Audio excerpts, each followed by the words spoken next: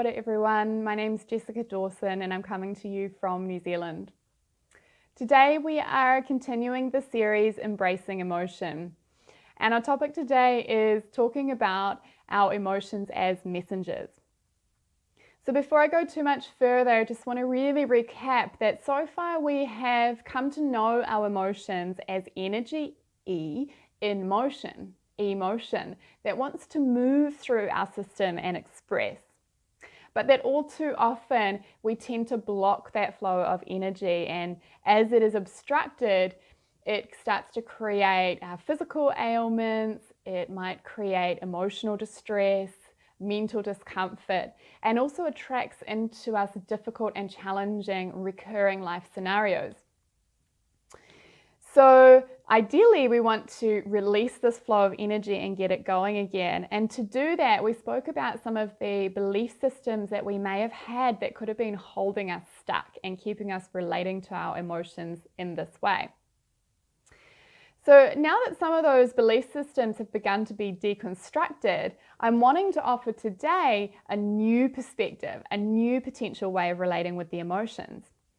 And as I said, that is seeing those emotions as messengers and seeing them as guidance that comes to us, which contains information or a gift, an insight to be gleaned.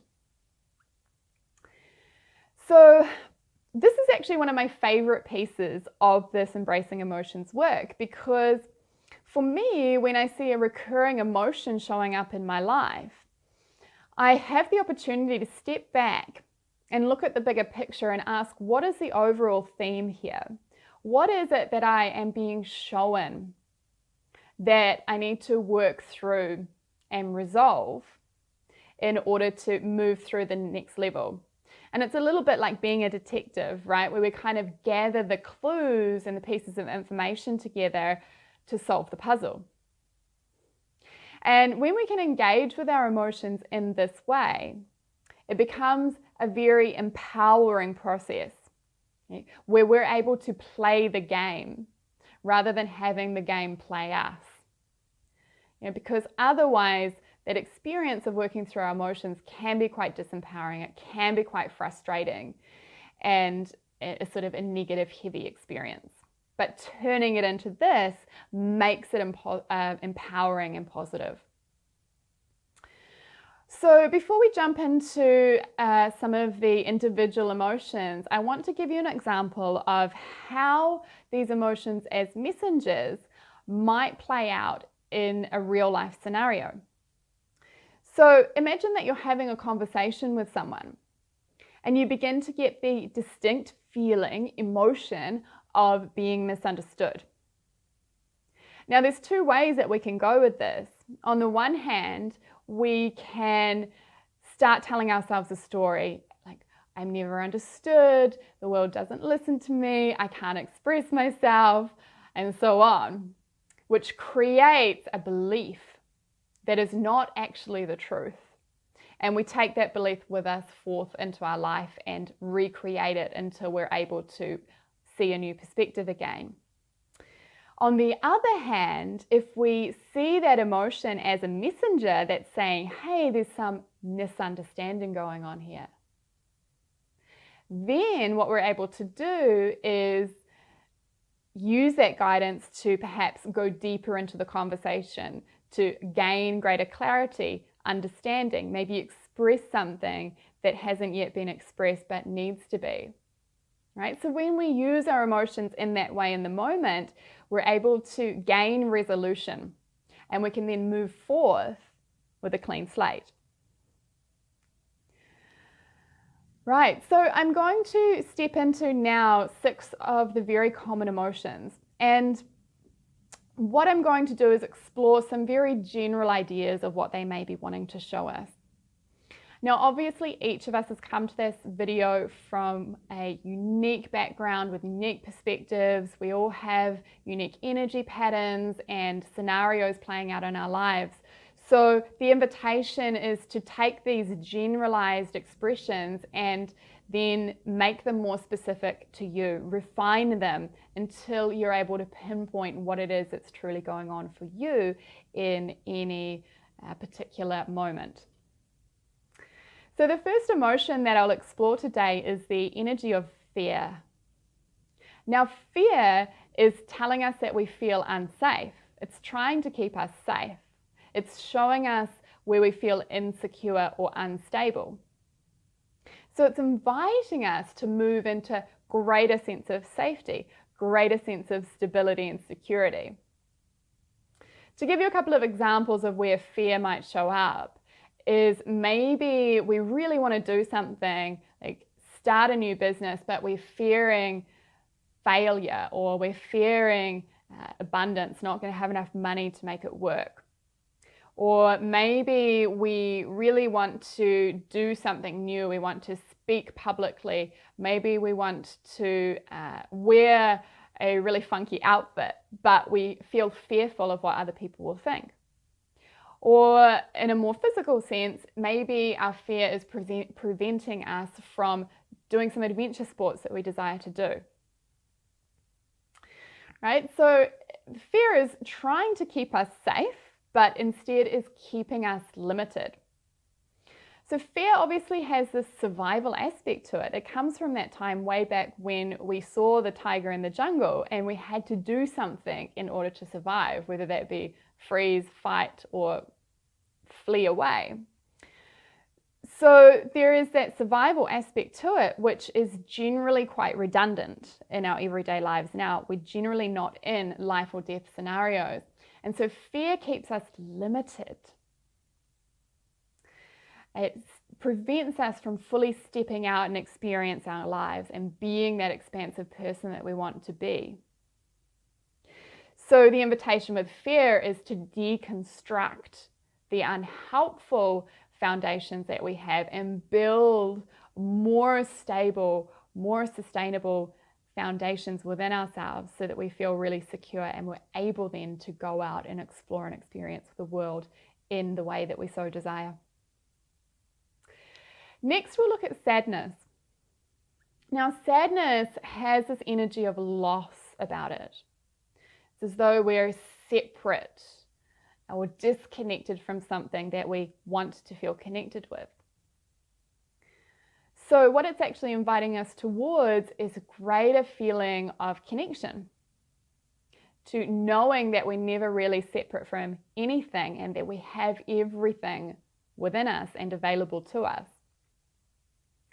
So obviously the loss of a loved one is a really challenging process to be in, and we absolutely must go through that process of grief in order to get out the other side. This is not to invalidate that process at all.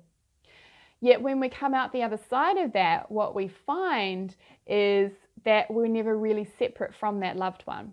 They may be physically gone, but the energy will always and is always with us.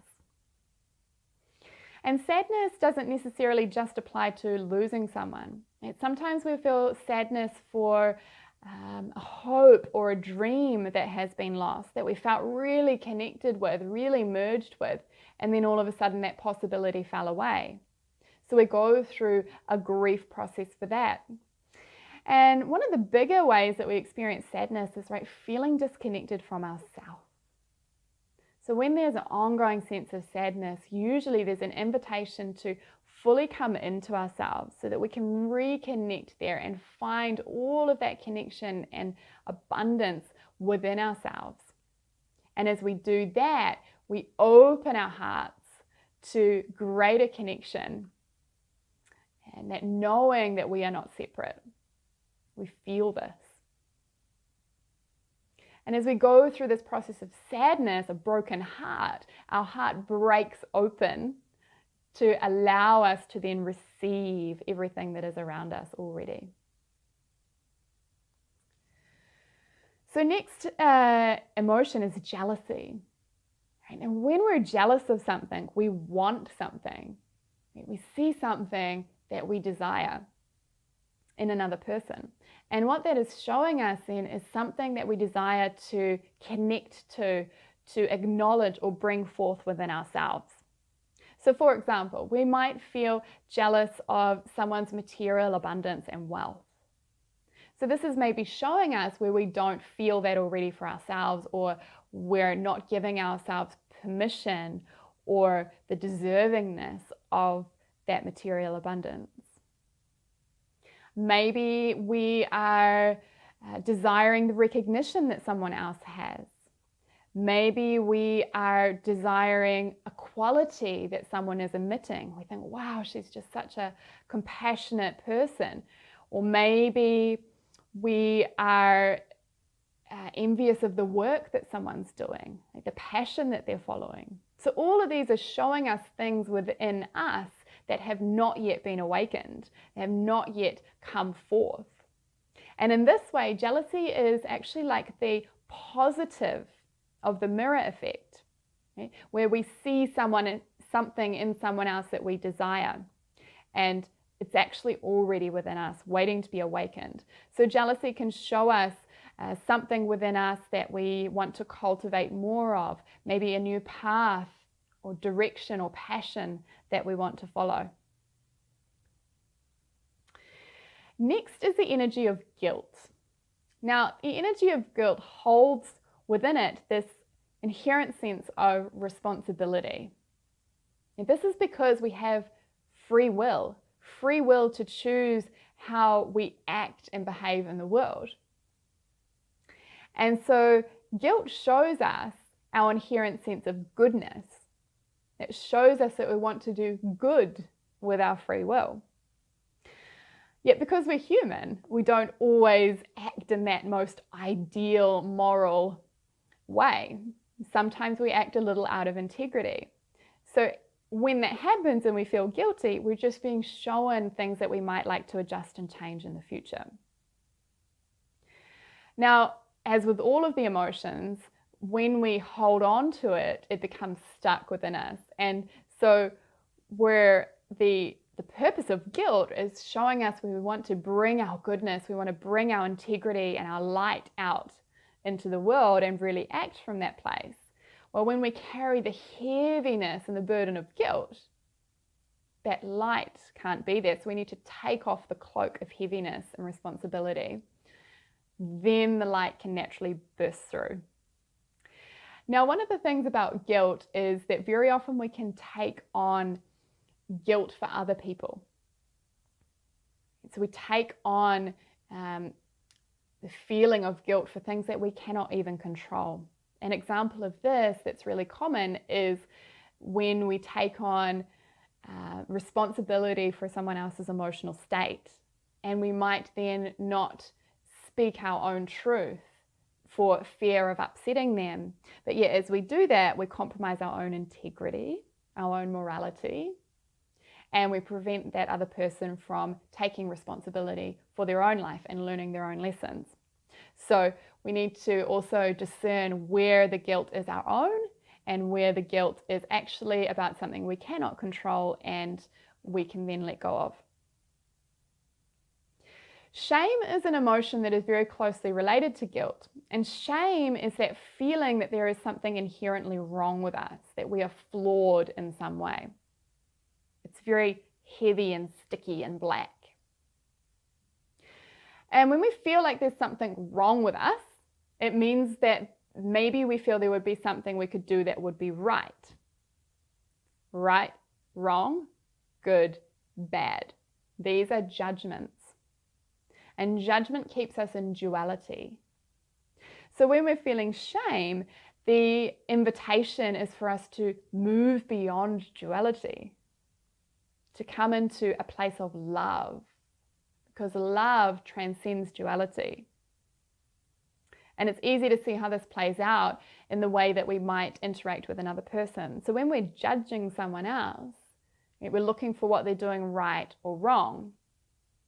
But when we're interacting with someone in a really loving way, they can't really do any right or do any wrong. They just are, and we fully accept them. So when we feel shame about ourselves, the invitation is to more fully accept ourselves, to love ourselves unconditionally with no conditions, that we're worthy of love exactly as we are now. And it's also inviting us usually to see a bigger perspective, because when we're stuck in duality, we're only seeing one half of the coin. And when we rise into a higher perspective, we see everything. Now, the final emotion we'll explore today is that of anger. Now, anger has within it that inherent drive, passion, and motivation. It's a powerful force. So what it's actually showing us is where we have a desire for change. It's showing us where we sense injustice, unfairness, or where the status quo is really no longer okay. So it's showing us where we have motivation to redirect things. Now, very often this is just within ourselves. Maybe we need to call upon more power, more assertiveness. Or maybe it's showing us something that we're passionate about and we want to go out and change in the world. So it's showing us where we may want to direct our energy and become agents for change, rather than being really disempowered and feeling like we have no control, no capacity to create anything new. And for women, this is really important, because as women, all too often, we play the nice girl. And we become really passive and all accepting. And it means that we don't draw boundaries and we don't say, hey, that's not okay. So when we can tap into that anger, we become agents for change. And also with anger, there is very often an inherent sense of sadness that underlies it. And this sadness is for everything that has been lost previously up until that point, where the status quo was sort of okay. So we usually have to go through a process of grief and sadness as we tap into our anger, where we let go of all that has been lost previously, so that we can step forth with our new direction, our new power, with a really clean slate. All right, so that was 6 really common emotions. So obviously there are more emotions than that beyond the 6, and also iterations within the 6. So for example, fear, anxiety lies within that, and that is desiring security or certainty about the future. With anger, feelings like frustration, hostility, and resentment fall under that umbrella. So this is a really just a general starting point that you can springboard from and build your emotional vocabulary and fine-tune and pinpoint exactly what it is that's going on for you in each moment. Now, if you take this concept into your life and try and apply it, but you find that you just really don't know where to start, you're quite stuck on what a feeling you're having is trying to tell you, then I suggest that you look at the opposite of what you're feeling. So if you're feeling disempowered, then probably what you're being invited towards is more empowerment. If you're feeling confusion, then probably what will be on the other side of that is clarity. So start with the opposite and then resolve that more deeply until you find exactly what it is that you're needing to glean and take from that scenario and experience that you're having.